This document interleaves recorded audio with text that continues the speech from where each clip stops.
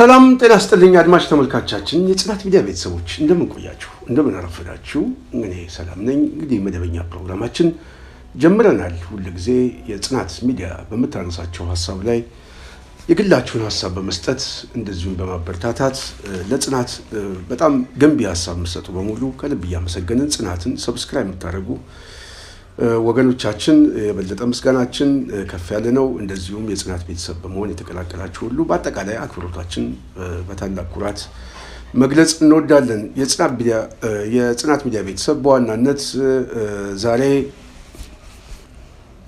ትልቅ አጀንዳ አለ ምናልባት በዚህ ጉዳይ ላይ በስፋት ስንናገርበት ስንወተውት እንደውም ዘገየ ብለን ነው የምናስበው ግን በጣም ወቅታዊ ይሄ ትልቅ የድል ዜና አፋብን መግለጫ አውጥቷል አፋብን መግለጫ ያወጣው በዋናነት ከመግለጫው ጀርባ ያለው ፖለቲካዊ እንድምታ ነው መታየት ያለበት ምናልባት ብዙ ሰው መግለጫው ትርጉም ላይሰጠው ይችላል የመንግስት ቁመና ያለ ስለሚመስለው የፕሮፓጋንዳ ዲስኮርሱ የነፋው ሰው በተጨባጭ የሚለወጥ ነገር የለም ብሎ ስለሚያስብ ዝም ብሎ ከወረቀት ያላለፈ ከቀለምና ከወረቀት ያላለፈ ትርጉም የሌለው አድርጎ የሚያየው ይኖራል እሱ ያገዛዙ የፕሮፓጋንዳ ሰለባ የሆነ ሰው ግን ከመግለጫው ጀርባ ግን ፖለቲካዊ እንድምታው ምንድነው ብሎ ግን በደንብ ለሚረዳ ሰው አፋብን ከፍተኛ አደጋ የሚጥልበት አደገኛ መግለጫ ነው ያወጣው በዚህ መግለጫ ላይ እኛም ከዚህ በፊት እንደ ጽናት ሚዲያ በሐሳቡ ጉዳይ ላይ ያው ብዙ ጊዜ ስንወተውት ቆይተናል ጠቃሚነቱን ስላየነው ነው እንጂ ሌላ የተለየ መሬት ላይ ካሉ ሰዎች የተለየ ሐሳብ ኖሮን አይደለም ግን ጠቃሚነቱን በሂደት መገምገም ለቻለ ሰው በጣም ብዙ ጠቃሚ ነገር አለው እንደውም እኔ ቀደም ብሎ ይሄ መግለጫ ቢወጣ አሁን ያለውን ሁኔታ ራሱ መልኩን ይቀይረው ነበር አሁን በተወሰነ መልኩ አገዛዙ የጀመራቸው አንዳንድ እንቅስቃሴዎች አሉ ለማንኛውም መግለጫው ምንድነው መግለጫው በሚቀጥለው ምርጫ ተወዳዳሪም ሆነ ምርጫ የሚያስፈጽም በአማራ ክልል ላይ አይኖርም አፋብን የአማራ ህዝብ የህልውና ትግል ላይ ባለበት ሰዓት ይሄንን ምርጫ ለመወዳደር የሚመጣና አጃቢ ሆኖ ይሄንን የደም ነጋዴ አገዛዝ አጅቦ ወደ ስልጣን ለማምጣት የሚደረግ ማንኛውም ሙከራ ሁሉ ከጠላት ሰራዊት ለይተን አናየው ስለዚህ በምርጫ እጩ እንደዚሁም በምርጫ አስፈጻሚዎች በሂደቱ ላይ የሚሳተፉ ማንኛውም ቡድንና ስብስብ ከጠላት ሰራዊት ተለይቶ ስለማይታይ ከድርጊታችሁ እንድትቆጠቡ ከእጩነታችሁም እንድትሰርዙ ማሳሰቢያ እንሰጣለን ይህንን መመሪያ ተላልፎ የሚገኝ ግን እርምጃ እንዲወሰድ ሰራዊታችን በኩል ጥብቅ መመሪያ ተላልፏል ይላል አፋብን በመግለጫው በአሁኑ ወቅት በአማራ ክልል ሆነ በሌሎች የሀገሪቱ ክልሎች ባለው የጸጥታ ችግር ጦርነት ምክንያት ምርጫ ማካሄድ አይቻልም በማለት የጠቀሰው አፋብን በአማራ የህልውና ትግል እየደረሰ ካለው መጠነ ሰፊ ያገዛዙ የጦርነት ፖሊሲ የፖለቲካ ፓርቲዎች አገዛዙ በሚያካሄደው ምርጫ ራሳቸውን እንዲያገሉ በጥብቅ ጠይቋል ይህንን ጥሪ ወደ ጎን በማለት በምርጫ ሂደት ተባባሪ የሚሆኑ ፓርቲዎች እና የምርጫ አስፈጻሚ በሙሉ በሂደቱ የሚሳተፉት ከጠላት ጋር ተሰልፈዋል በማለት ለመደምደም የሚያስችል ማስረጃ ይሆናል ይህንን መመሪያ ከላይ የተጠቀሰውን መመሪያ ተላልፎ የሚገኝ ማንኛውም ግለሰብ ስብስብ ከጠላት ሰራዊት ተለይቶ ስለማይታይ ጥብቅ እርምጃ እንደሚወሰድበት በሰራዊቱ በኩል መመሪያ ተላልፏል ይህ እኔ ሰብሰብ አድርጌ የምጠቅስላችሁ አፋብን በመግለጫው ላይ ካነሳቸው መሰረታዊ ጉዳዮቹ አንዱ ይሄ ነው መጋቢት 6 ቀን 2018 ዓመተ ምህረት ከጠላት ጋር በመሰለፍ ህዝባችንን ለተጨማሪ ጥቃት አሳልፎ የሚሰጥን ማንኛውም አካል አንታገስም መጪውን ያገዛዙ ምርጫ አስመልክቶ ከአማራ ፋኖ ብሔራዊ ንቅናቄ አፋብን የተሰጠ መግለጫ። የአማራ ህዝብ በጨፍጫፊ የብልጽግና አገዛዝ የዘር ማጥፋት ጦርነት ተከፍቶበት ህፃን፣ አዛውንት፣ ሴት፣ ወንድ፣ ወጣት፣ ሽማግሌ ሳይል በአየር በምድር እየተጨፈጨፈ ይገኛል። የአማራ ህዝብም ሊያጠፋው ከመጣው አረመኔ አገዛዝ ራሱን የመከላከል ከፍተኛ ተጋድሎ እያደረገ በድል እየገሰገሰ ነው። ይህ አገዛዙ የለኮሰው ጦርነትም በአማራ ህዝብ ላይ ብቻ ሳይወሰን በሌሎችም የሀገሪቱ ግዛቶች ደም አፋሳሽ ሆኖ ቀጥሏል። በዚህ የአገዛዙ ጦረኛ ባህሪ የተነሳ በመላ ሀገሪቱ ሰላም ከጠፋ ዓመታት እየተቆጠሩ ነው። በአሁኑ ሰዓት ሀገራችን በጦርነትና በግጭት እየታመሰች፣ ዜጎች በአገዛዙ ወታደሮች እየተጨፈጨፉ፣ ሚዲያዎችን አፍኖና ዘግቶ በተፎካካሪ ስም የተደራጁ ካቢኔዎችንና በሀገር መከላከያና በጸጥታ ተቋማት አመራር ስም ያስቀመጣቸውን ዘር ጨፍጫፊ ጄኔራሎቹን ይዞ አገዛዙ የምርጫ ቅስቀሳ ጀምሯል። ይህ አገዛዝ የሚያወራው ምርጫ ነፃና ገለልተኛ ሊሆን ቀርቶ ከዚህ ቀደም ከነበሩትም አሳፋሪ ምርጫዎች የባሰ እንደሚሆን የአገዛዙን ባህሪ የሚያውቅ ሁሉ የሚረዳው ነው። የአማራ ፋኖ ብሔራዊ ንቅናቄ ይህ ምርጫ አገዛዙ የአማራን ህዝብና መላው ኢትዮጵያውያንን ለቀጣይ 5 ዓመታት ለመግደል የሚያስችለውን ሰርቲፊኬት ለማግኘት ያቀደው እንደሆነ ይገነዘባል። በመሆኑም በዚህ የአማራን ህዝብ በታቀደ መልኩ በድሮንና በመካናይዝድ ጨምሮ በማንኛውም የጦርነት ስልት እየጨፈጨፈው ያለው ዘረፈጅ የማደናገሪያ ምርጫ በተመለከተ የሚከተሉትን ማሳሰቢያዎች ማቅረብ እንፈልጋለን። አንደኛ፣ ለፖለቲካ ፓርቲዎች በአሁኑ ወቅት የአማራ ህዝብ በታሪኩ አይቶት የማያውቅ የህልውና አደጋ ተጋርጦበት ይገኛል። ገዢው አገዛዝ በህዝባችን ላይ የከፈተው የጅምላ ጭፍጨፋና የዘር ማጥፋት ዘመቻ ዛሬም በከፋ መልኩ ቀጥሏል። አገዛዙ በአማራ ህዝብ ላይ እያካሄደ ያለው የጅምላ ጭፍጨፋ የአደባባይ ምስጢር ነው። ንጹሃን በገዛ ቀያቸው እየታረዱ፣ ከተሞች በከባድ መሳሪያ እየፈረሱና ህዝባችን የማንነት ጥቃት እየደረሰበት ይገኛል። በመሆኑም የምናደርገው ትግል በመደበኛና ሰላማዊ የፖለቲካ ትግል ሊመለስ የማይችል ህዝብን ከጥፋት የማዳን የህልውና ትግል ነው። ይህ ጨፍጫፊ አገዛዝ ህዝብን መዋሸት፣ ማታለል፣ መካድ፣ ማስመሰል እና ጥላቻ መሰረታዊ የአገዛዝ ስልትና ባህሪዎቹ ናቸውና ምርጫን አጀንዳው ቢያደርግ ብዙም አያስገርምም። ምርጫን እንደ መርህ የሚያየው ዓለም አቀፉ ማህበረሰብ የአገዛዙን ባህሪ ተረድቶ ጆሮ የነፈገውን ይህንን የማጭበርበር ስልት የተቋማት መሪዎች፣ የሚዲያ ሰዎች፣ የሃይማኖት አባቶች፣ ሲቪክ ማህበራትና የፖለቲካ ፓርቲዎች ለማጀብ በሂደት ላይ መሆናቸውን ተገንዝበናል። ይህም ያገዛዙ የጭፍጨፋ ዕቅድ ተባባሪነታቸውን ያሳዩበት ወይም ከልክ ያለፈ አድርባይነታቸውን የሚያሳይ አስፈሪና አሳፋሪ ክስተት ሆኖ አግኝተነዋል።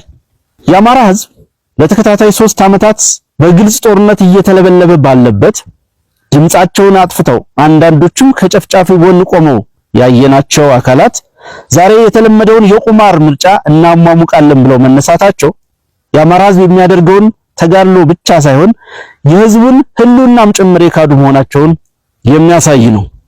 በመሆኑም ህዝብን በጅምላ ለመጨፍጨፍ የሚያስችል ሰነድ ለማግኘት በማሰብ የሚደረገው ምርጫ የሚያጅቡ የፖለቲካ ፓርቲዎችንና በማንኛውም መንገድ የሚያግዙ አካላት ከአገዛዙ እኩል የአማራ ህዝብ ጠላት መሆናቸውን ለማሳወቅ እንወዳለን። ስለሆነም አገዛዙ የሚያደርገው ምርጫ የኢትዮጵያን መሰረታዊ ችግር እንደማይፈታና ህዝብን ማደናገሪያ መሆኑን አውቃችሁ ከሂደቱ ራሳችሁን እንድታገሉ እየጠየቅን ጥያቄያችንን፣ ጥሪያችንን ወደ ጎን በመተው በዚህ የደም ድግስ ላይ አገዛዙን የማጀብና እውቅና የመስጠት ተግባራችሁን የምትቀጥሉ ከሆነ ከአገዛዙ እኩል እንደምናያችሁና እንደምንታገላችሁ እናሳስባለን። ሁለተኛ፣ ለመላው የአማራ ህዝብ ሁሉንም የሰላማዊ ትግል አማራጮችን ከሚጠበቅበት የትግስት እርከን በላይ ያንተን ያክል የተጠቀመ ህዝብ አለ ማለት አይቻልም። ነገር ግን አገዛዙ ፍትሃዊና ህጋዊ ጥያቄዎችን በመመለስና ችግሮችን በመፍታት ፋንታ መልሱ የጅምላ ጭፍጨፋ ሆኗል። ይህ አገዛዙ ሊያደርግ ያሰበው ምርጫም አንተን ለማጥፋት ተጨማሪ ጊዜ የሚገዛበት ለመሆኑ የተሰወረ አይደለም። አገዛዙ በየቀኑ በድሮን በጅምላ እየጨፈጨፈ ልጆቹ በአገዛዙ ማጎሪያዎች እየተሰቃዩ ባሉበት ሁኔታ ይህ የአገዛዙ ምርጫ የምርጫ ድራማ ሞትን እንደመፍቀድ መሆኑን ተረድተህ እያደረክ ያለውን ሁለንተናዊ ትግል አጠናክረህ እንድትቀጥል ጥሪያችን እናስተላልፋለን። ሶስተኛ ለመላው የኢትዮጵያ ህዝብ የተከበርከው የሀገራችን ህዝብ ሆይ መቼም የአማራ ህዝብ እያሳለፈ ያለውን ያልተቋረጠ መከራ ላንተ መንገር ለቀባሪ ማርዳት ነው ብለን እናምናለን። የብልጽግናው ጨፍጫፊ አገዛዝ በአየር በመካናይዝድ በእግረኛ ሰራዊት ለተከታታይ 3 ዓመታት መጨፍጨፉን በመካድ ሰላምንና ሰላማዊ ምርጫ እናደርጋለን እያለ በሚዲያዎቹ ደጋግሞ ሲናገር ይደመጣል። የሥርዓቱ የአገዛዙ ቃል አቀባዮችና ምስለኔዎችም ሀፍረት አልፈጠረባቸውምና እንደተለመደው አይናቸውን በጨው አጥበው የሰላም ቃላትን መደርደሩን ጀምረውታል። በመሆኑም የአገዛዙ ተጨማሪ ጊዜ ከተሰጠው ሀገራችንን ከዚህ በላይ የከፋ አደጋ የሚያጋጥም መሆኑን ተገንዝባችሁ ለአገዛዙ የይስሙላ ምርጫ ትብብር በመንፈግ ይልቁንም ህዝባዊ እምቢተኝነትን በማቀጣጠል በቅርብ ጊዜ ለምናደርገው የመጨረሻው የትግል ምዕራፍ ለሚቀርበው ጥሪ በንቃት እንድትጠብቁና ከትግላችን ጎን እንድትሰለፉ የአማራ ፋኖ ብሔራዊ ንቅናቄ ከወዲሁ ጥቆማውን ለማቅረብ ይወዳል። ስለዚህ በሚቀጥለው 7ኛ ዙር አገር አቀፍ ምርጫ ብሎ አብይ አህመድ ድግስ ደግሶ እዚህም እዛም ያው የድግሱ ተሳታፊዎችን እያስቀመጠ የማስተዋወቅ ተግባር ውስጥ ከገባ ሰነባብቷል። ይሄ ጉዳይ ከዚህ በኋላ እድል አንሰጥህም በሚል አፋብህን ጥብቅ እርምጃ እንደሚወስድ ያወጣው መግለጫ ተንተርሶ ፖለቲካዊ ድሎችን እየተጎናጸፈ መጥቷል። ገና ከወዲሁ ምንድነው ፖለቲካዊ ድሎቹ? ነጥቡ እዚህ ላይ ከመግለጫው ጀርባ ያለው ፖለቲካዊ ድል ምንድነው? ከአንድ ግንባር ያልተናነሰ ፖለቲካዊ ድሎችን እያስመዘገበ ነው። አንደኛው መግለጫው በወጣ በሰዓታት ውስጥ በአገዛዙ ውስጥ ያሉ የጨበራ የተስካር እጩ ተሳታፊዎች በሙሉ ድንጋጤ ውስጥ ገብተዋል። በየትኛውም አካባቢ ላይ የአማራ ክልል ላይ እንደዚሁም አዲስ አበባ ላይ አሁን በጣም የተፈራው ደግሞ በኋላ ነግራቸዋል። እጩ ሆኖ የተመዘገቡት በሙሉ ፍርሃት ውስጥ ገብተዋል። አንደኛ ራሳቸውን ማስተዋወቅ አይችሉም። ራሳቸውን ካላስተዋወቁ የእጩ ሆነው መመዝገብ አይችሉም። እጩ ሆነው ከተመዘገቡ በኋላ የምረጡ እንቅስቃሴ ላይ ፎቶአቸውም ይወጣል፣ ማስታወቂያቸው ይወጣል፣ አድራሻቸው ይወጣል። እሱ አንድ ጉዳይ ነው። ሁለተኛ በዚህ ምክንያት የምርጫ ቦርድ አስፈጻሚዎች በሁሉም ቦታ ላይ የተሰማሩት በተለይ አገዛዙ ይዤዋለሁ በሚለው ነፃ ቀጠና ላይ ሁሉ እንግዲህ ነፃ ቀጠና ተብሎ በጣም የሚነገረው በጣም ሰላም አንጻራዊ በቃ አገዛዙ የተቆጣጠረበት ሰላም አለ የሚባለው አዲስ አበባ ነው። በኋላ መጣበታለሁ። በአዲስ አበባ ላይ ያለ ስራ አስፈጻሚ የምርጫ አስፈጻሚዎች በሙሉ ተጨንቀዋል። በጣም ነው የተጨነቁት። ስለዚህ ከፍተኛ የሆነ መደናገጥ ተፈጥሯል። ሁለተኛ መደናገጥ በአገዛዙ ነው። በክልል ውስጥ ያለ የብልጽግና መዋቅር በሙሉ ከፍተኛ ድንጋጤና ፍርሃት ውስጥ ገብቷል። ምክንያቱም በክልል ውስጥ ማን ካርድ ወሰደ፣ ማን እጩ ሆነ፣ ማን ድምፅ ሰጠ ምናምን የሚለው እያንዳንዱ ሰው ያውቀዋል፣ በየአካባቢው ይታወቃል። ስለዚህ ኢላማ ውስጥ እገባለሁ፣ አደጋ ውስጥ እገባለሁ የሚል ከወዲሁ ፍርሃት ውስጥ ገብቷል። ስለዚህ ሰው የምርጫ ካርድም ለማውጣት ፈቃደኛም አይደለም። እጩ የሆኑትም ሰዎች ራሳቸውን ሪዛይን ለማድረግ ከወዲሁ እየተዘጋጁ ነው። የብልጽግና መዋቅራዊ መፈራረስ ገና ከወዲሁ ገጠመው። መግለጫ በወጣ በሰዓታት ውስጥ ጥብቅ እርምጃ እንደሚወሰድ በሰራዊቱ በኩል መመሪያ ተላልፏል የሚለው ቀይ መስመር ሆኖ ተገኝቷል። በጣም ከባድ ነው። ለምንድን ነው እጩ መሆኑ? ለመሞት እንዴት እጩ ይሆናል? ያልታሰበ ኃይል ቀኘ የሚባል አማራ ክልል ላይ የት እንደሆነ እኮ አታውቀውም። የትኛው ቦታ ላይ ቆሞ እንደሚጠብቅ አታውቀውም። ከቤቴ ወጥቼ የሆነች 1 ኪሎ ሜትር ሳልሄድ እንኳን እዛው ደጃፌ ላይ ሊጥልህ የሚችል ኃይል ነው እየደራጀ ያለ። ስለዚህ ለምን እጩ ሆኜ ለብልጽግና ብዬ ለአብይ ብዬ ለኦዴድ ኦሮሙማ የስልጣን መንበር የህይወት መስዋዕትነት ለምን እከፍላለሁ ብሎ የሚጠይቀው ሰው ገና በሰዓታት ውስጥ እየተብላላ ነው። ትክክለኛ ጥያቄ። ስለዚህ በዚህ ሂደት ውስጥ ለምንድን ነው መስዋዕትነት የምከፍለው የሚለው ኃይል ያለው ብቸኛ ምርጫ ሪዛይን ማድረግ ነው፣ ማሳወቅ ነው። እኔ ራሴን ከእጩነት አንስቻለሁ እያለ አሁን ሶሻል ሚዲያ እጁ ላይ ያለ ሁሉም ሰው ሪዛይን እያደረገ መውጣት ነው። ምክንያቱም የጥቃቱ ሰለባ ከመሆን ይልቅ እኔ ብልጽግና አባል በዚህ ቀጠና ላይ ልወዳደር እጩ ነበርኩኝ ግን አሁን ለቅቅ ያለው ማለቱ የተሻለ ነው። እንደዛ ነው ማድረገው። ይሄ በከፍተኛ ደረጃ በብልጽግና ውስጥ ድንጋጤ ተፈጥሯል። ከሁሉ በላይ ድንጋጤ የተፈጠረው በምርጫ ቦርድ ነው። ምርጫ ቦርድ ራሱ የአገዛዙ የመሐመድ ተሰማ ሚኒሻ ሆኖ መጥቷል። ስለዚህ አስፈጻሚዎቹ በሙሉ ለእንጀራ ብዬ ነው ለስራ ብዬ ነው የሚልበት እድል ተዘጋ። መግለጫ ወጥቷል፣ አቁም ተብሏል። ስለዚህ ማቆም ነው፣ ምርጫ የለውም። ግን በዚህ ሂደት ውስጥ የሚቀጥል ከሆነ ምርጫ ቦርድ ራሱ የህይወት መስዋዕትነት የሚከፍል ሰራዊት እያሰማራ ነው። ይሄ በጣም አደገኛ ነው። ስለዚህ እየተንጠባጠቡ ሊወጡ ነው ማለት ነው። ገና ከወዲሁ ምርጫ ቦርድ ላይ ስራቸውን የሚለቁ ሰዎች እየተሰሙ እንደሆነ እየተሰማ ነው። እኔ አሁን በተጨባጭ የምነግራችሁ ፋክት ምርጫ ቦርድ አካባቢ ሄዳችሁ በተለይ በአዲስ አበባ ላይ የተመዘገቡ የምርጫ አስፈጻሚዎችን መረጃ ያለው ሰው መጠየቅ ይችላል።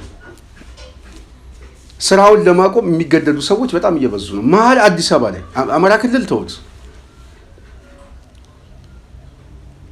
ሰውም ምርጫ እየወሰደ አይደለም። በሴፍቲ ኔት በመምህራን በአዲስ አበባ ወጣቶች ካውንስል በምናምን ይሄ የመንግስት ሲቪል ሰርቫንቱ በሙሉ ግዴታ የምርጫ ካርድ እንዲያወጣ ቢታዘዝም አብዛኛው ግን ደስተኛ አይደለም። በተለይ ደግሞ አስፈጻሚዎቹ አሁን ይሄ መግለጫ ከወጣ በኋላ ዛሬ የምንሰማቸው ወሬዎች በጣም አደገኛ ነው። ተጨንቀው ነው ያሉት። በክልል ደረጃ ያለው ግን ከዚህም በላይ አደጋ ውስጥ ነው ያለው። ስለዚህ ይሄ ሁለተኛ ነው። ሶስተኛው በአገዛዙ ሰራዊት በኩል ከፍተኛ ድንጋጤ ተፈጥሯል። ምንድን ነው ይሄ ድንጋጤ? አሁን አገዛዙ በጦርነት ውስጥ የዳከመ መዋቅር ነው ያለው። አልቻለም። ተከቦ ነው ያለው። 360 ዲግሪ ተከቦ ነው ያለው። ተጨማሪ ጦርነት ውስጥ እንኳን ለመግባት የሚያስችልበት ከዚህ በፊት ያው የተለያየ ጦርነት ጀምራለሁ ብሎ ይሄ የፕሮፓጋንዳ ዲስኮርሶችን ሁሉ ዋጣቸው። እየዋጣው ለምን ዋጣው? በዓለም አቀፉ ማህበረሰብ ላይ እየተፈጠረ ያለ ክራይሲስ አለ።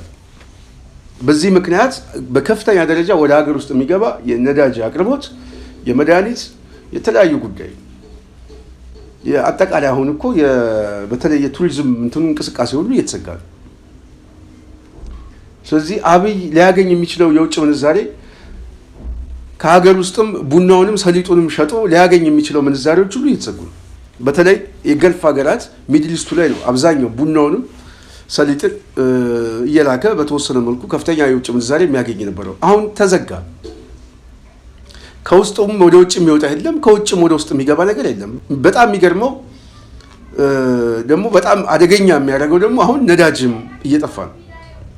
ስለዚህ አብይ አህመድ በፌስቡክ ገጹ ላይ ነዳጅ ስለሌለ እባካችሁ ቆጥባችሁ ተጠቀሙ ብሎ ለጥፏል። እንግዲህ አብይ አህመድ ታንኮቹ ሁሉ አሁን ነዳጅ ካጡ ሊቆሙ ነው።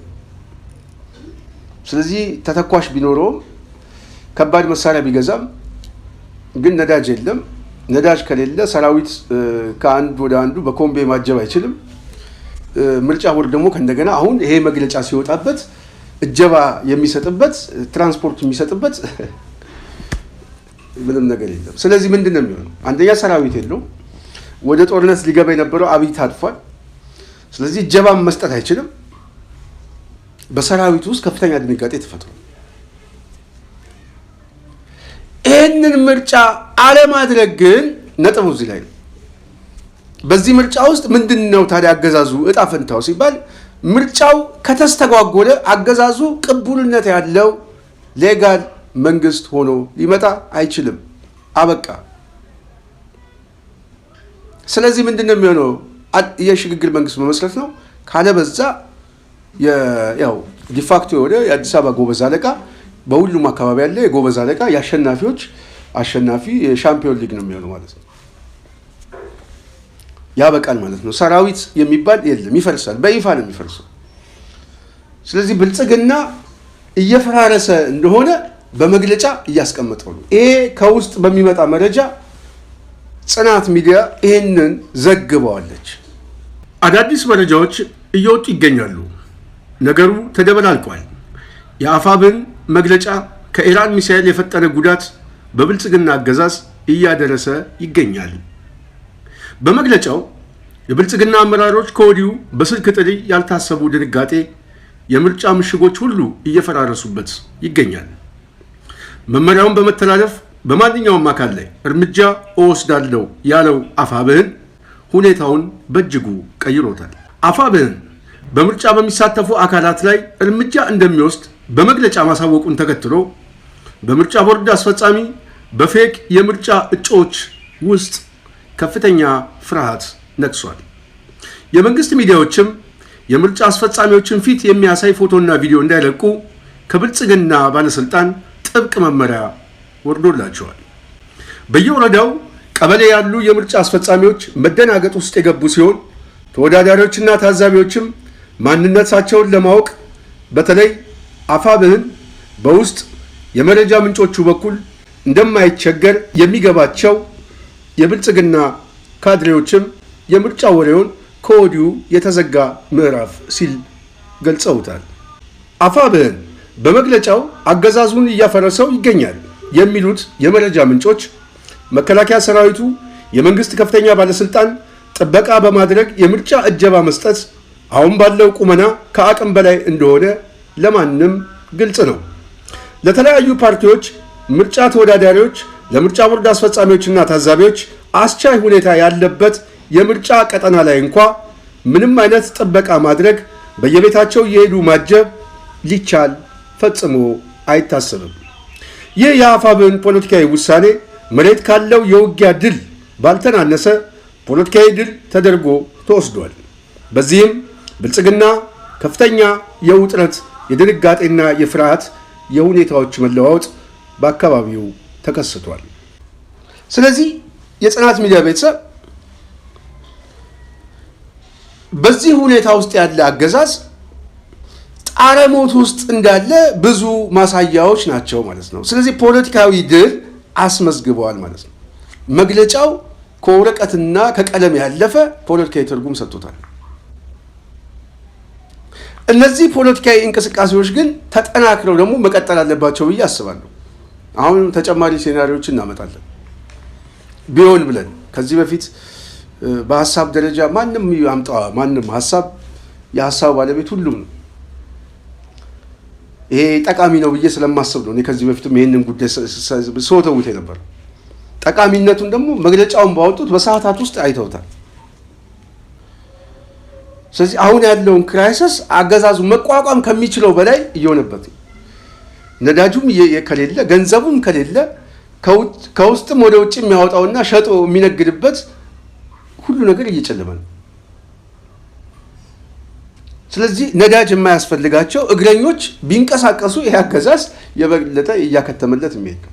ስለዚህ በጣም በአጭር ጊዜ ውስጥ የተለያየ ኦፕሬሽን እንደሚኖር ምንም ጥያቄ የለውም። አገዛዙ በግራም በቀኝም ተከቦ ሊመታ የሚችልበት እድል በጣም ሰፊ ነው። በየትኛውም ቦታ ላይ መንቀሳቀስ አይችልም። አለቀ። የመንግስት ቁመና ይዞ ገንዘቡንም ነዳጁንም ካጣ አገር ይዞ ማስተዳደር የሚችልበት እድል የለውም። ሰራዊት የሚመራበት እድል የለውም። ጦርነትን ከዚህ በኋላ 1 ወርና 2 ወር ማድረግ የሚችልበት ቁመና የለውም። ተጨማሪ ዓለም አቀፍ ክራይሲሱ ዕዳ ሆኖበት መጥቷል። ሌላ ግንባር ሆነ፣ ሌላ ሶስተኛ ግንባር ሆነ ሳይታሰብ። ይህ አገዛዝ ደግሞ ብቻውን ነው። ብዙ የታጠቁ ኃይሎች ከበውት ነው ያሉት።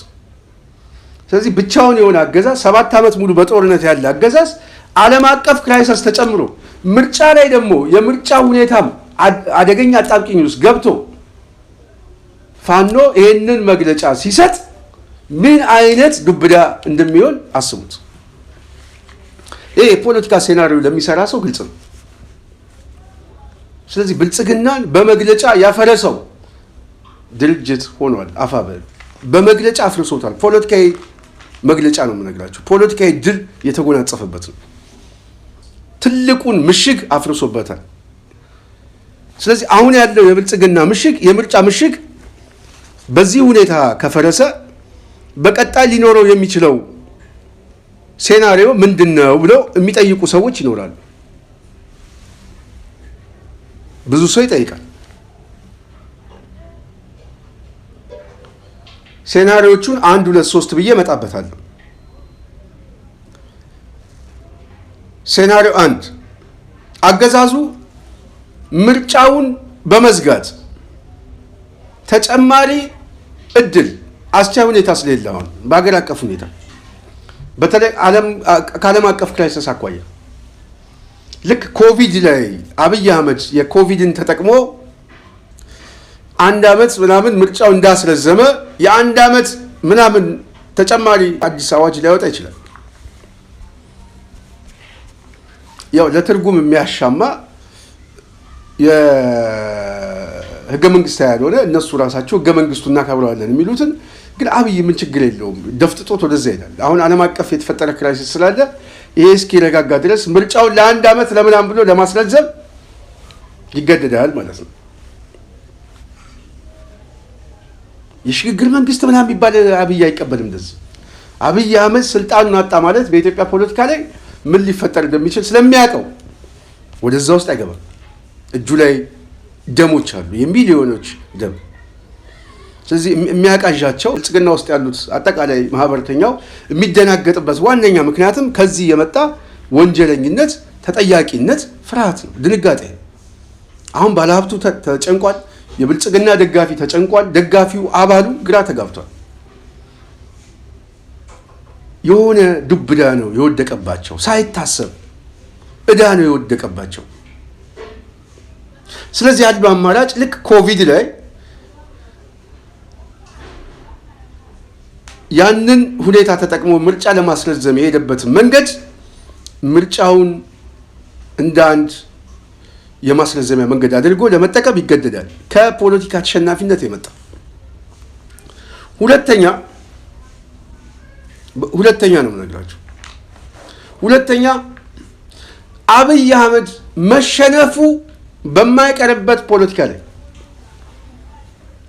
የሞግዚት ተላላኪነቱን ተጠቅሞ ምናልባት አሁን እየተፈጠረ ያለ ቀጠናዊ ቀውስ እኔ አሁን እየመጣ ያለው ወደ ቀይ ባህር ነው ብዬ አስባለሁ።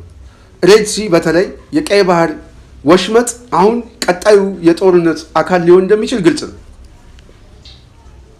ምንም ጥያቄ የለም። ወደዛ እየሄድን አሁን ዓለም አቀፍ ክራይሲሱ በተለይ በእስራኤል በኢራን ያለው ጦርነት ሳይታሰብ መልኩ እየተቀየረ እየመጣ ነው። በአጭር ጊዜ ገብተን እንወጣለን ብለው ያሰቡት ሁኔታ ነበረ፣ ግን ሁኔታዎቹ እየተለዋወጡ እየመጡ ነው። ስለዚህ መልኩ እየተቀየረ ሲመጣ የተለያዩ ኃይሎች ጋር ደግሞ መፋጠጥ አለ።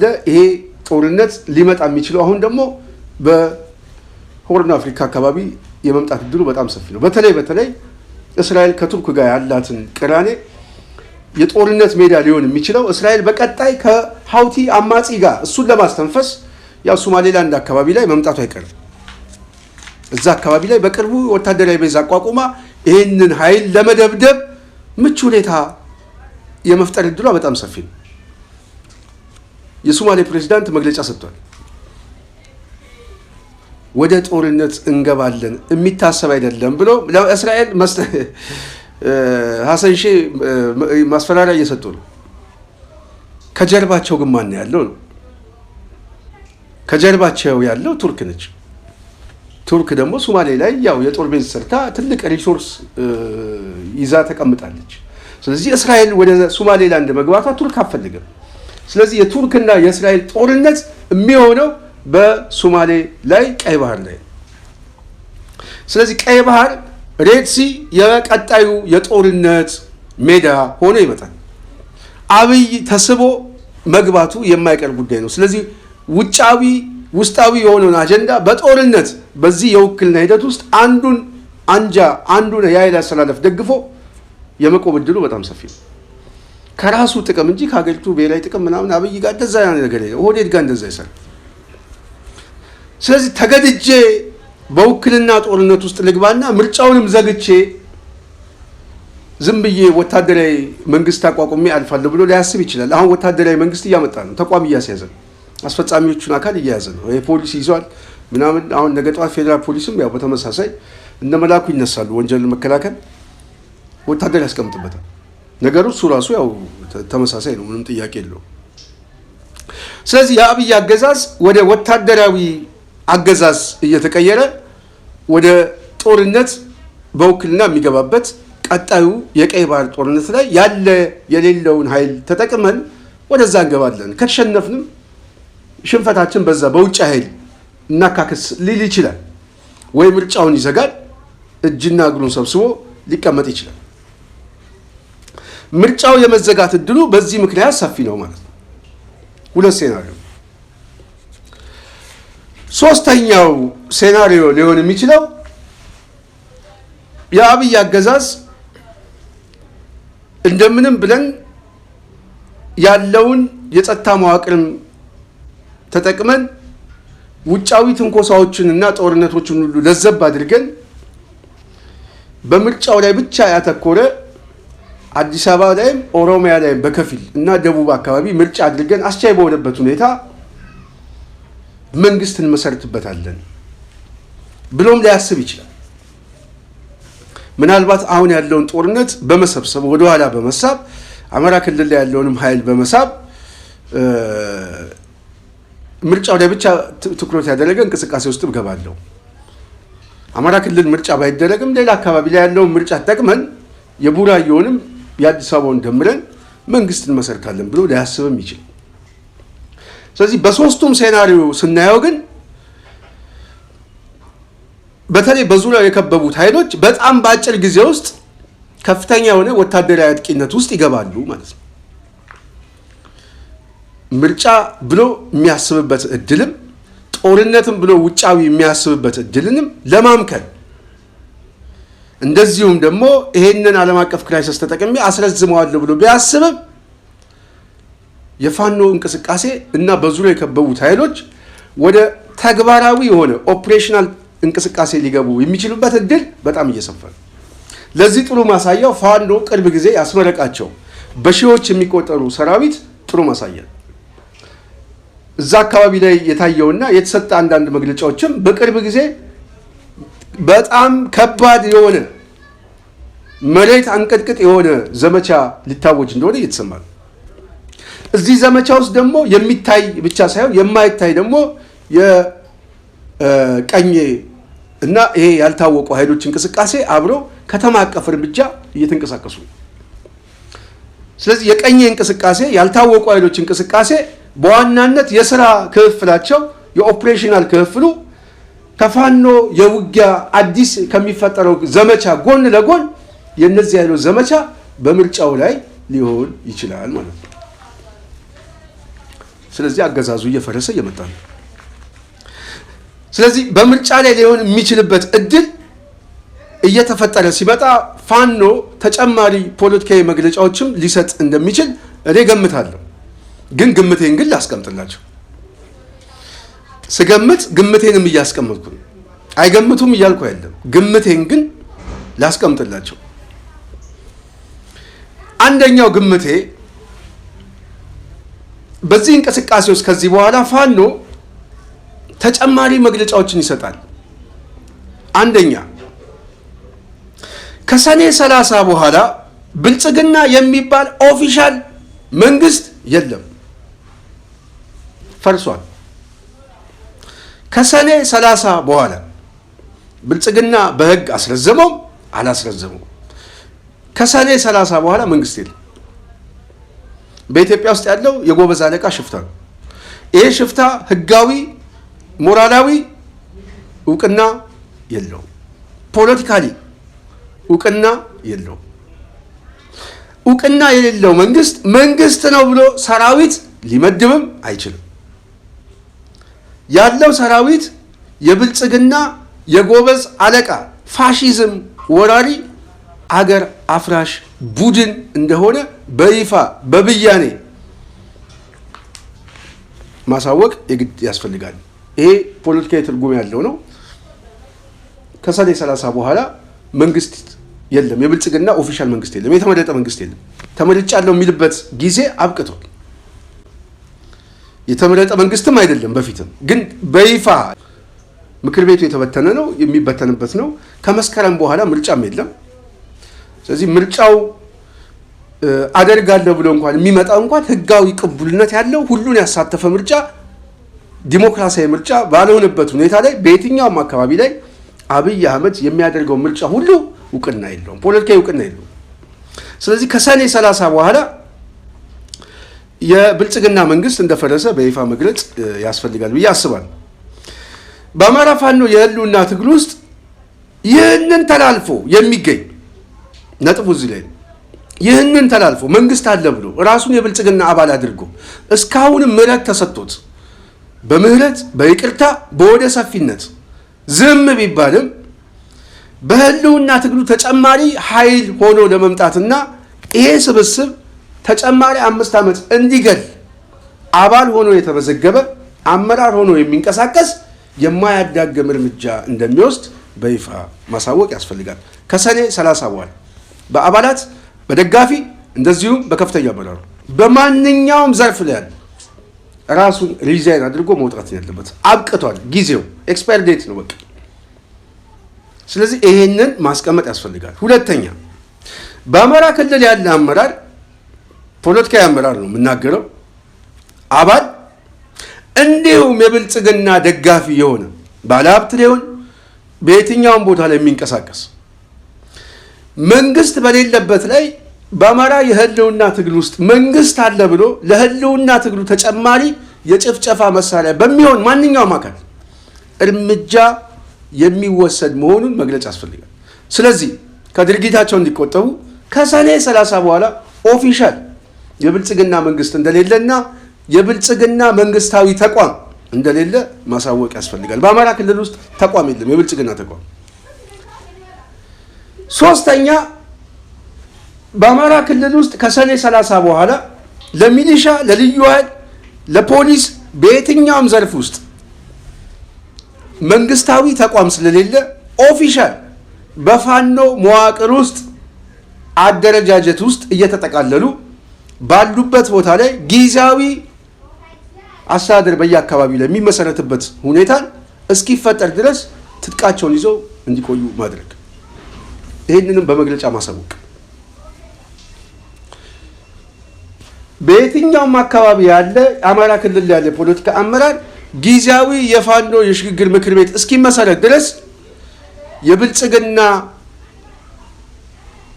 የመንግስት ተቋም የብልጽግና አባላት እንደሌለ ማሳወቅ ወይም ደግሞ ተቀብሎ ይሄንን ከፋኖ ጎን መቆም፣ አማራጭ ከፈለጉ ደግሞ ወደ አዲስ አበባ የሞግዚት አለቃቸው መሄድ።